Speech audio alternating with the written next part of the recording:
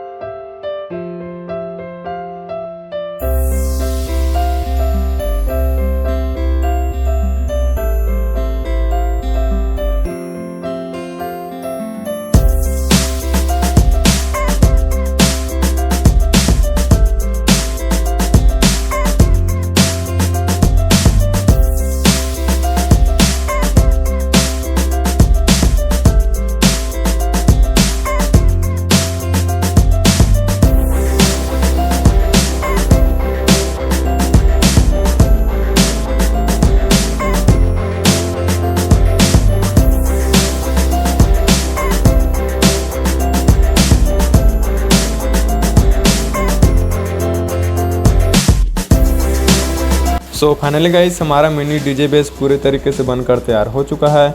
और गाइस इसको चलाने के लिए आप सभी को कुछ इस प्रकार से केबल की ज़रूरत पड़ेगा। तो गाइस मैं इसमें कनेक्ट कर देता हूँ। आप गाइस इस वायर को एम्पलीफायर में कनेक्ट करना होगा। तो गाइस ये होममेड मिनी एम्पलीफायर में मैंने कुछ इस प्रकार से कनेक्ट कर चुका हूँ। आप गाइस पावर सप्लाई से इसको एम्पलीफायर को कनेक्ट करना होगा। तो गाइस इस एम्पलीफायर को चलाने के लिए मैं 12 वोल्ट के एडाप्टर का यूज़ करूँगा। तो गाइस चलिए इसको सप्लाई से कनेक्ट कर देते हैं। सो फ्रेंड आप सब सुन सकते हो ये एम्पलीफायर ऑन हो चुका है। आप गाइस इस एम्पलीफायर को अपने मोबाइल से जल्दी से इसको कनेक्ट कर देता हूँ।